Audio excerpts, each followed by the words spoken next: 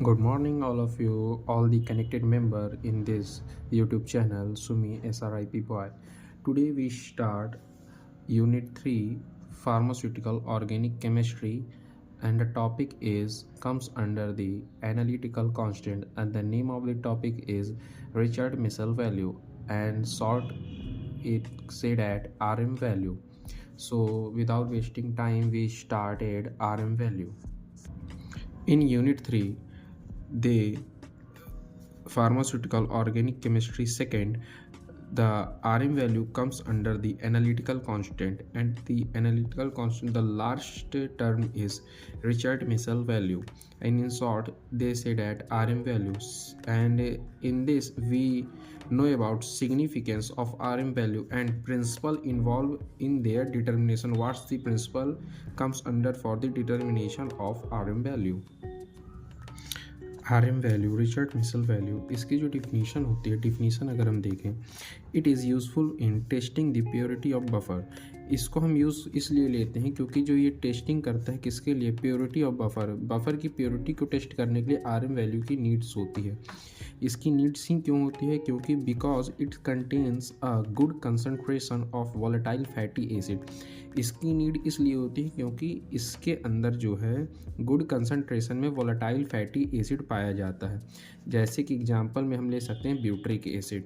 अब जो इसका प्रिंसिपल होता है, प्रिंसिपल अगर हम ध्यान दें, principle it is defined as the number of millilitre of 0.1 normal KOH solution required to neutralize the soluble volatile fatty acid and distillated from 5 gram of fats and oil.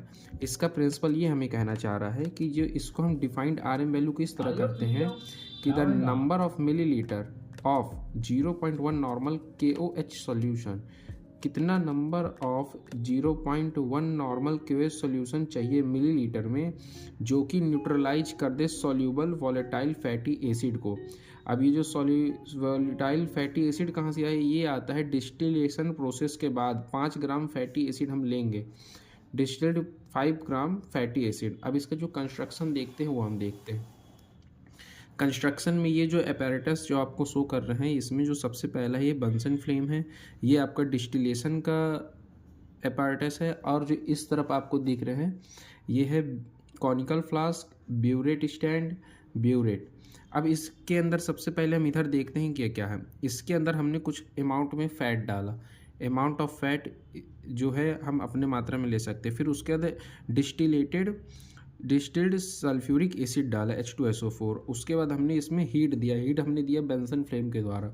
Heat देने के बाद क्या हो रहा है, कुछ इसमें वेपर क्रिएट हो रहे हैं, कुछ न कुछ वेपर्स इसमें से जा रहे हैं, पास आउट होके यहाँ पे जो वेपर के द्वारा जो यहाँ पे फैट इकट्ठा हो रहा है उसको हम वॉलेटाइल फैटी एसिड कर रहे हैं, जो कि क्या हो सकते हैं, वाटर सोल्यूबल भी हो सकते हैं और इनसोल्यूबल फैटी एसिड भी हो सकते हैं। ठीक है, अब ये जो यहाँ लगा हुआ है इसको कंडेंसर कहते हैं। अब जो यहाँ पे हम देखेंगे कि ये जो है यहाँ पे ब्यूरेट का जो स्टैंड है उसमें कॉनिकल फ्लास्क है। इस कॉनिकल फ्लास्क के अंदर हमने क्या रखा है, water soluble volatile fatty acid, जिसको हम अमाउंट ले रहे हैं 5 ग्राम। इसमें हमने 5 gram water soluble fatty acid रखा, किसके अंदर, कॉनिकल फ्लास्क के अंदर, जिसको हम टाइट्रेट करा रहे हैं किससे, 0.1 नॉर्मल KOH सॉल्यूशन से। अब हम इसकी प्रोसीजर देखेंगे, इसकी प्रोसीजर क्या है। प्रोसीजर, इसका जो प्रोसीजर अगर हम स्टार्ट करेंगे तो सबसे पहले हम ये देखेंगे, first take burette stand, fix it with burette. सबसे पहले हमको ब्यूरेट स्टैंड लेना है, उसको फिक्स करना है किससे, ब्यूरेट से। और उसके बाद now carefully take conical flask, फिर केयरफुली हम उसमें क्या डालेंगे, ऐड करेंगे, कोनिकल फ्लास्क को सेट करेंगे। Now take 5 gram of fats and oil. इसके बाद हम क्या करेंगे, 5 ग्राम फैट लेंगे या ऑयल लेंगे, किस में लेंगे, in conical flask. After that saponified with, अब इसको हम सेपोनिफाइड करेंगे किससे, या तो एल्कली से करेंगे या तो एसिडिफाई करेंगे। ठीक है, जब ये फर्दर सेपोनिफाइड हो जाएगा तो उसके बाद हम इसको क्या करेंगे, फर्दर सेपोनिफाइड करेंगे किससे, H2SO4 से, सल्फ्यूरिक एसिड से। क्यों करेंगे, for the liberate fatty acid, fatty acid को निकालने के लिए करेंगे।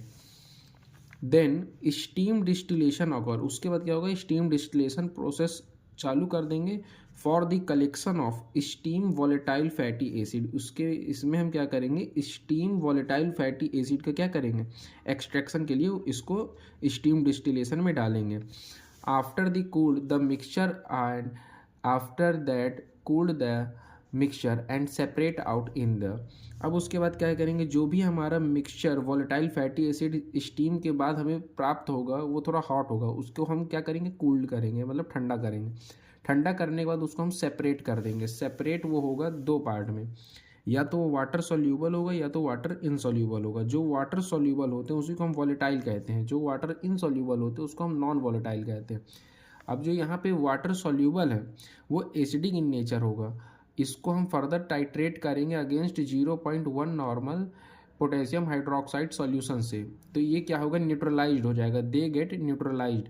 जैसे ही ये न्यूट्रलाइज्ड हो जाएगा तो हम क्या सक्षम हो जाएंगे, the formation of give the R M value, हमको एक ऐसे पॉइंट में हम आ जाएंगे जहाँ पे हम आर एम वैल्यू क्या करेंगे, कैलकुलेट कर पाएंगे। अब इसमें क्या है कि सेम प्रोसेस चलेगा, लेकिन जो वाटर इनसॉल्यूबल नॉन वॉलेटाइल होते हैं उसको भी हम टाइट्रेट करेंगे 0.1 नॉर्मल पोटेशियम हाइड्रोक्साइड से, वो भी न्यूट्रलाइज्ड हो जाएगा, लेकिन वो फॉर्मेशन करेगा किसका, पॉलेंस वैल्यू का। पॉलेंस वैल्यू क्या होते हैं, प्योर घी के लिए यूज़ होते हैं, और जो ये वाटर सॉल्यूबल होते हैं वो ईडिएबल ऑयल के लिए होते हैं, जो कि हम इसमें ले सकते हैं बटर, जिसको हम शॉर्ट चैन फैटी एसिड कहते हैं। इन शॉर्ट में हम इसको लिख सकते हैं SCFA, short chain fatty acid. अब इसका हम डिटर्मिनेशन या कैलकुलेशन अगर हम इसका देखें तो इसका कुछ नहीं है, जो भी हमने अभी प्रोसीजर फॉलो किया वही सेम प्रोसीजर है, और उसका जो आर एम वैल्यू है उसको हम डिटरमाइन कर पाएंगे using the formula of R M value equal to number of millilitre of 0.1 normal KOH upon weight of oil या फैट। कितना number of ml of 0.1 normal KOH लग रहा है पर वेट ऑफ ऑयल या फैट, हमने यहाँ पे लिया था 5 ग्राम, पीछे देखिएगा हमने इसमें 5 ग्राम लिया था। अब इसके बाद हम इसका सिग्निफिकेंस देखते हैं। सिग्निफिकेंस का मतलब क्या महत्वपूर्णता है इसकी, किसकी, आर एम वैल्यू की। The R M number is the quantify of short chain fatty acid, ये क्या करता है, क्वान्टिफाई करता है किसके लिए, शॉर्ट चैन फैटी एसिड के लिए। Help in detection of adulteration, ये डिटेक्ट करता है एडल्ट्रेशन का मतलब ये होता है कि प्योरिटी चेक करने में मदद करता है।